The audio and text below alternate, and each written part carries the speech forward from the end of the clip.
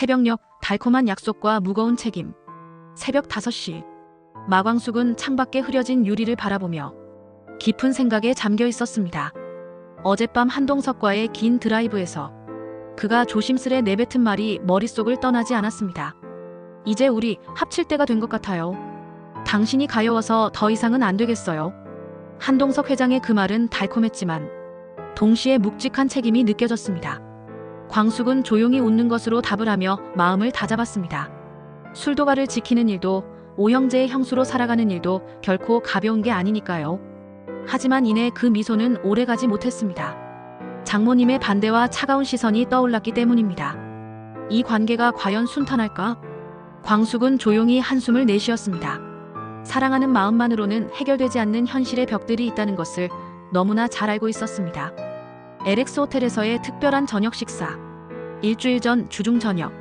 원래 토요일에 예정되어 있던 식사 자리가 한동석 회장의 갑작스러운 미팅 일정으로 인해 급히 조정되었습니다. LX 호텔 레스토랑 루미에르의 조용한 프라이빗 룸 안에는 네 사람의 따뜻한 웃음소리가 잔잔하게 울려 퍼집니다. 오천수와 문미순 그리고 한동석과 마광숙 커플. 이렇게 막상 네 사람이 테이블에 마주 앉고 나니 분위기는 의외로 자연스럽게 흘러갔습니다. 창밖으로는 서울 시내의 야경이 보석처럼 반짝이고 있었고 테이블 위의 촛불이 은은한 분위기를 연출했습니다. 웨이터가 조심스럽게 와인을 따르는 동안 한동석이 먼저 잔을 들어 올렸습니다. 결혼 축하드려요, 천수씨, 미순씨. 늦었지만 진심으로 축하합니다. 마광숙도 환하게 웃으며 잔을 들었습니다. 정말 보기 좋아요. 이제야 두 분이 이렇게 당당하게 만나게 된 게 참 잘 된 일 같아요. 천수는 어색한 듯 웃으며 미순의 손을 꼭 잡았습니다. 그의 눈가에는 지난 시간의 아픔과 지금의 행복이 교차하며 스쳐 지나갔습니다. 저희도 이렇게까지 빨리 결혼할 줄은 몰랐어요. 사실 지난 시간들을 생각하면 정말 감개무량하죠. 미순이가 아니었다면 아마 저는 평생 혼자 살았을지도 몰라요. 문미순이 볼이 살짝 붉어지며 고개를 끄덕였습니다. 광숙 언니랑 회장님이 이렇게 축하해 주시니까 더 든든해요. 그동안 말 못했던 시간들도 오늘은 다 괜찮아지는 것 같아요. 이상해요, 정말. 한동석이 부드럽게 웃으며 말했습니다. 사랑에는 때가 있는 법이죠. 늦었다고 생각하지 마세요. 오히려 이제야 진짜 시작인 거예요. 혼인신고서의 증인이 되다. 메인 요리가 나오고 식사가 한창 무르익어갈 무렵 천수가 조심스럽게 자신의 가방에서 깔끔하게 정리된 서류 봉투를 꺼냈습니다. 그때 미순이 얼굴을 더욱 붉히며 작게 웃었습니다. 사실 부탁드릴 게 있어서요. 천수가 봉투에서 혼인신고서를 꺼내며 말했습니다. 증인란이 비어 있어서요. 혹시 괜찮으시다면 두 분이 채워주시면 저희에게는 정말 의미 있는 서류가 될 거예요. 한동석은 살짝 놀란 듯 미소를 지으며 서류를 받아들였습니다. 깔끔한 서체로 작성된 신고서를 천천히 훑어보며 웃으며 고개를 끄덕였습니다. 영광입니다. 진심으로 축하드려요. 마광숙도 조용히 펜을 집어들며 덧붙였습니다. 그런데 천수씨, 앞으로는 미순씨한테 정말 잘해야 해요. 알았죠? 우리가 증인이니까 계속 지켜볼 거예요. 천수가 환하게 웃으며 대답했습니다. 그럼요. 혼인신고서보다 더 무거운 약속이라고 생각해요. 미순이를 평생 행복하게 해드릴게요. 네 사람이 차례로 사인을 마치고 나서 미순이 제안했습니다. 기념사진 한 장 찍을까요? 이런 날이 또 언제 있을까요? 웨이터에게 부탁해서 찍은 사진 속 네 사람의 얼굴에는 진심 어린 기쁨이 가득했습니다. 천수와 미수는 손을 꼭 잡고 있었고 한동석과 마광숙은 그들을 바라보며 따뜻한 미소를 짓고 있었습니다.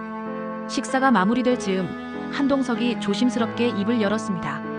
이번에 얘기했던 여행 정말로 추진해보죠. 넷이서요. 제가 호텔 리조트 쪽으로 알아볼게요. 좋은 곳 있으면 연락드릴게요. 미순이 기쁜 표정으로 손뼉을 쳤습니다. 좋아요. 오랜만에 좋은 공기 마시면서 제대로 쉬는 거죠. 생각만 해도 설레어요. 광숙이 장난스럽게 웃으며 말했습니다. 미순 씨는 선크림부터 챙겨요.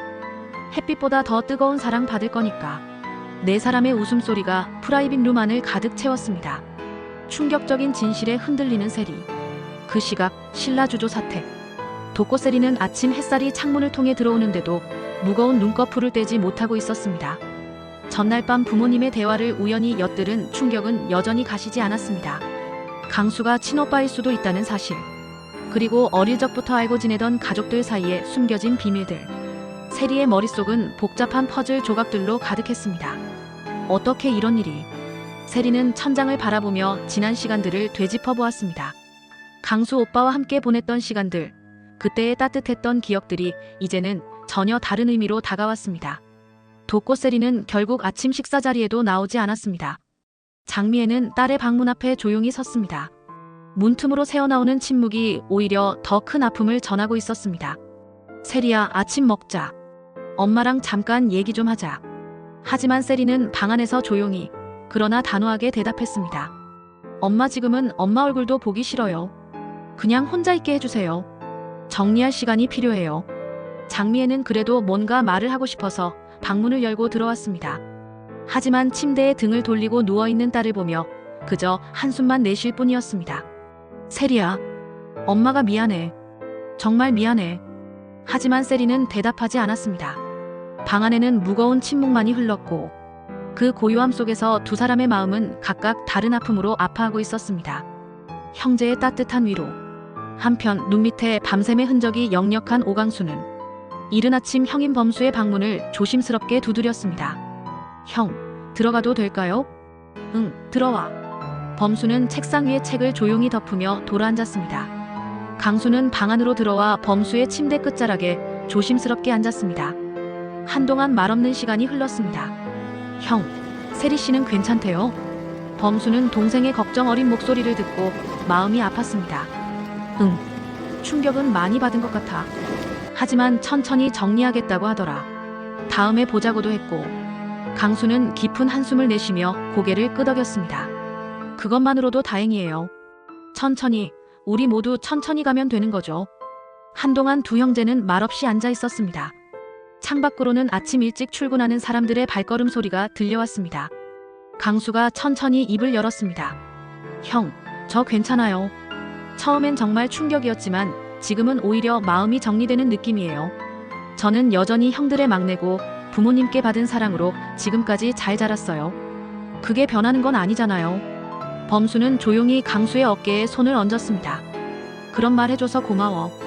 그래도 내가 마음 아플까봐 형들이 계속 걱정하고 있었어. 형이 있어서 정말 다행이에요. 늘 그랬듯이 지금도 그렇고요. 강수의 목소리에는 진심 어린 감사가 담겨 있었습니다.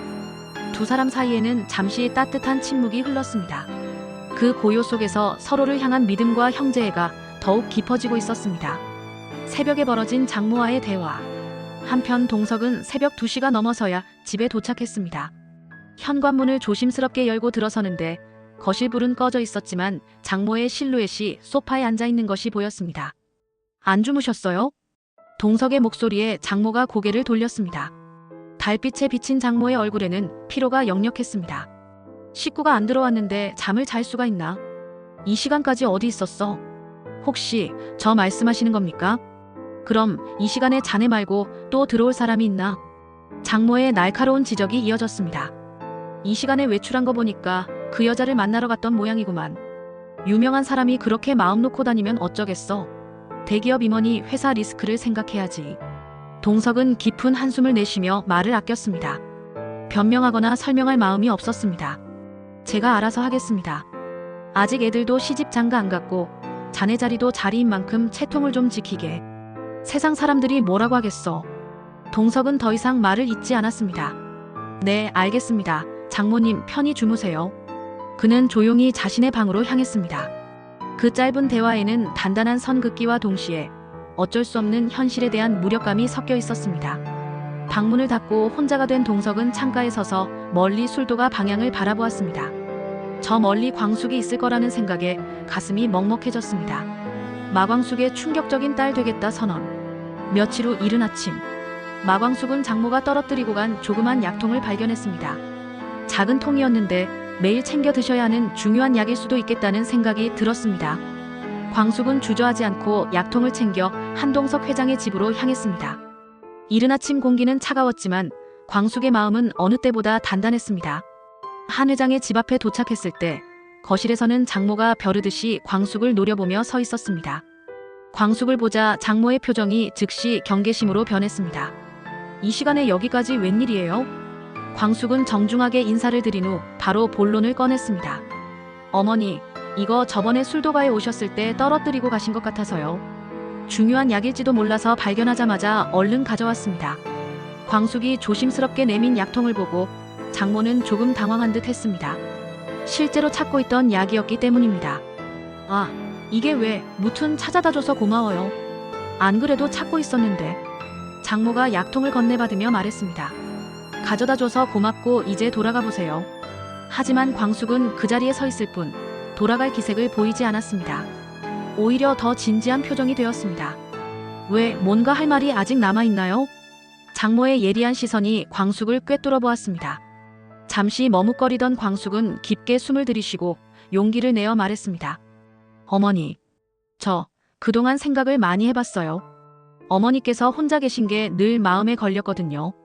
광숙은 잠시 말을 멈추고 장모의 반응을 살폈습니다. 장모는 미간을 살짝 찌푸린 채 광숙을 바라보고 있었습니다. 제가 어머니의 딸이 되어드리고 싶습니다. 혹시 허락해 주신다면요. 장모의 충격적인 반응과 예상치 못한 폭로. 그 순간 거실에는 깊은 정적이 흘렀습니다. 시계 초침 소리만이 유독 크게 들렸습니다. 장모의 얼굴에는 여러 감정이 교차했습니다. 당황, 분노, 그리고 오랫동안 억눌렀던 슬픔. 장모의 눈가에 살짝 수분이 고이는 것을 광숙은 놓치지 않았습니다. 오랫동안 혼자 견뎌온 외로움이 한순간에 무너져 내리는 것 같았습니다. 하지만 장모는 그것을 티내지 않으려 애썼습니다. 뭐라고? 내 딸이 되겠다고? 장모의 목소리는 떨리고 있었습니다. 당황과 분노가 섞인 목소리였습니다. 정말 어처구니 없네. 내 사위하고 결혼하려고 이런 수까지 쓰는 거야? 이게 무슨 막장 드라마야? 하지만 광숙은 물러서지 않았습니다. 오히려 더 진심을 담아 말했습니다. 어머니, 저 정말 진심이에요. 동석 씨와의 일과는 정말 별개예요. 어머니가 혼자 계신 게 너무 마음 아파서요. 제가 부족하지만 어머니 곁에서 딸 역할을 하고 싶어요. 그 순간 장모의 표정이 급변했습니다. 그동안 꾹꾹 눌러 참아왔던 감정들이 일시에 폭발하는 것 같았습니다. 그만해. 내가 뭘 안다고 그래. 장모의 목소리가 떨렸습니다. 그리고 갑자기 눈물이 쏟아져 내렸습니다. 내 딸은 이미 죽었어. 이미. 장모의 깊은 슬픔과 오해. 광숙은 그 말에 가슴이 철렁 내려앉았습니다. 하지만 장모는 멈추지 않았습니다. 내 딸은 너무 일찍 떠났어. 아직도 믿어지지 않아. 매일 밤 꿈에서 만나는데 깨고 나면 또 혼자야. 그런데 내가 무슨 딸이야? 장모의 목소리는 점점 격해졌습니다. 너 정말 모르고 있었구나. 내가 얼마나 외로운지. 딸을 잃고 나니까 세상에 혼자 남겨진 기분이야. 광숙은 말문이 막혔습니다. 장모의 깊은 상실감과 딸을 잃은 어머니의 아픔을 이제서야 제대로 알게 된 것입니다. 내 딸이 살아있을 때는 매일 전화했어. 같이 쇼핑도 가고 수다도 떨고. 그런데 이제는 그 모든 게 다 추억이 되어버렸어. 장모의 눈물이 멈추지 않았습니다.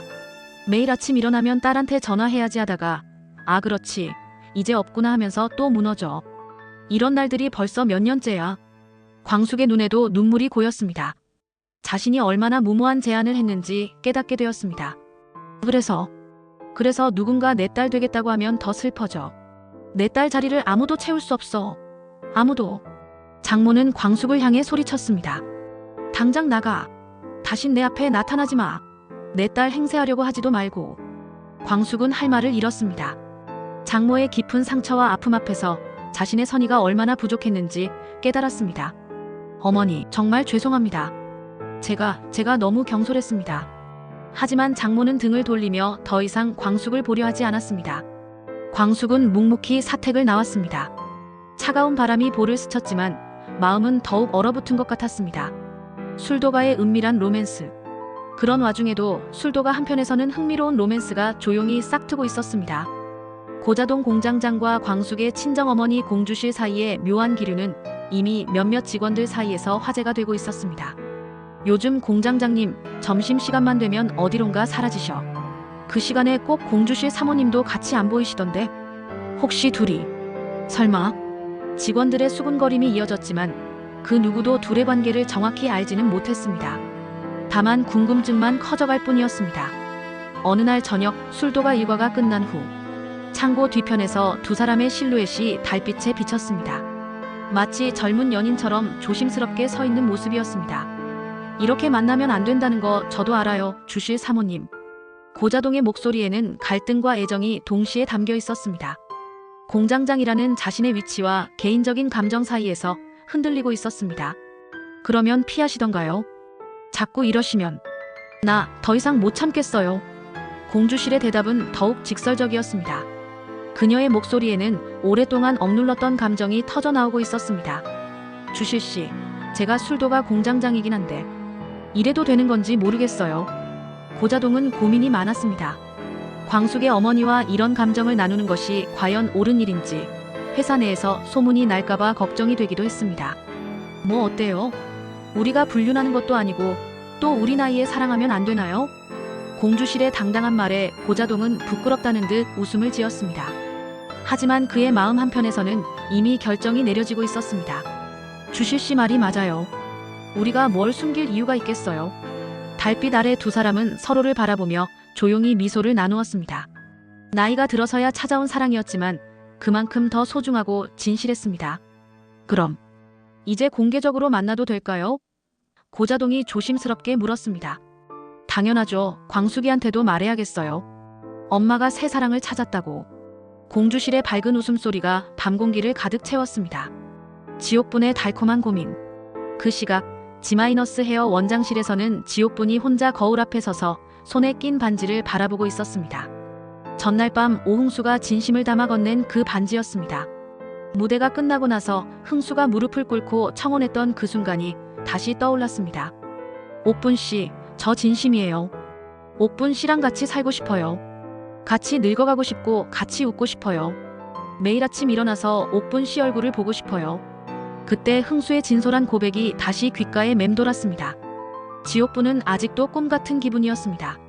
이 나이에 이런 로맨틱한 청혼을 받을 줄이야. 진짜 이런 일이 나한테 일어나는 거야? 거울 속 자신을 바라보며 지옥분은 수줍게 웃었습니다. 반지가 햇살에 반짝이며 더욱 아름답게 빛났습니다. 미용실 문이 열리며 단골 손님이 들어왔습니다. 원장님, 오늘 왜 이렇게 예뻐 보이세요? 무슨 좋은 일 있어요? 지옥분은 얼굴이 빨갛게 달아오르며 손을 뒤로 숨겼습니다. 아니에요, 그냥 날씨가 좋아서 그런가 봐요. 하지만 그녀의 얼굴에는 행복이 가득했습니다. 손님도 그것을 알아차리고 미소를 지었습니다. 원장님, 좋은 일 생기셨네요. 얼굴에 다 써 있어요. 지옥분은 더 이상 숨길 수 없다는 듯 환하게 웃었습니다. 사실 청혼받았어요. 정말요? 축하드려요. 누구세요? 아시는 분이에요. 오흥수 씨라고 문화센터 댄스 강사예요. 손님은 박수를 치며 진심으로 축하했습니다. 그 순간 지옥분은 자신의 행복을 누군가와 나눌 수 있다는 것이 얼마나 기쁜 일인지 깨달았습니다. 술도가 가족들의 따뜻한 결속. 그 다음 주 일요일 오후 술도가 마당 한켠에서는 오씨 형제들의 작은 모임이 열렸습니다. 오천수, 오범수, 오흥수, 그리고 강수까지. 광숙도 함께 자리를 했습니다.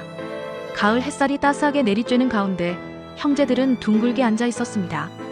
광숙이 직접 끓인 된장찌개 냄새가 바람을 타고 퍼져나갔습니다. 천수가 먼저 입을 열었습니다. 형제들끼리 이렇게 모두 모인 게 정말 오랜만이네. 언제 마지막으로 이렇게 앉았었지? 범수가 생각에 잠기며 말했습니다. 저번 큰형 제사 때였나? 그때도 이렇게 여유롭게 앉아서 얘기한 건 아니었는데. 흥수가 웃으며 말했습니다. 형수님이 우리 불러 모을 때면 보통 큰일 있을 때거든. 오늘은 무슨 일이에요? 영수도 장난스럽게 거들었습니다. 맞아요. 형수님이 이렇게 정성스럽게 밥상까지 차려주시면 뭔가 중대 발표가 있을 거예요. 광숙은 그들의 농담을 들으며 따뜻하게 웃었습니다. 하지만 그녀의 시선은 조용히 앉아있는 강수에게 머물러 있었습니다. 오늘은 특별한 일이 있어서 부른 게 아니에요. 그냥 우리가 가족이라는 걸 다시 한번 확인하고 싶어서. 광숙의 진심 어린 말에 형제들의 표정이 진지해졌습니다. 강수 도련님. 광숙이 강수를 바라보며 말했습니다. 강수 도련님은 우리 모두의 막내예요.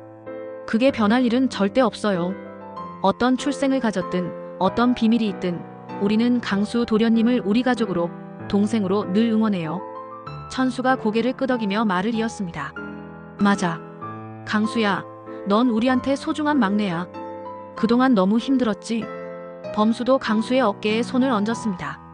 우리가 더 신경 못 써줘서 미안해. 앞으로는 더 챙겨줄게. 흥수도 차례로 위로의 말을 건넸습니다. 형들의 진심 어린 말에 강수는 끝내 눈물을 터뜨리고 말았습니다. 형들, 정말 고마워요. 처음엔 정말 혼란스러웠는데 이렇게 말해주시니까 마음이 놓여요. 강수의 목소리가 떨렸습니다. 저도 형들 곁에 계속 있고 싶어요. 가족으로서요. 그 순간 마당에는 따뜻한 침묵이 흘렀습니다. 가을 바람이 살랑살랑 불어오고 어디선가 새소리가 들려왔습니다. 광숙이 눈물을 훔치며 말했습니다. 이게 바로 가족이야. 피보다 진한 정이고 어떤 일이 있어도 함께하는 거야. 새로운 시작을 위한 용기. 그날 밤 강수는 오랫동안 고민하다가 세리에게 문자를 보냈습니다. 핸드폰을 들었다 놨다를 몇 번이나 반복한 후에야 용기를 냈습니다. 세리 씨, 오늘 형들과 얘기를 많이 했어요. 마음이 많이 정리됐어요. 나중에 마음 준비되시면 같이 맥주 한잔 어때요? 급하지 않아요. 뭉두가 준비한 이야기는 여기까지입니다. 흥미롭게 들어주셔서 감사합니다. 다음에 더욱 알차고 흥미진진한 스토리로 찾아오겠습니다. 행복한 하루 되세요.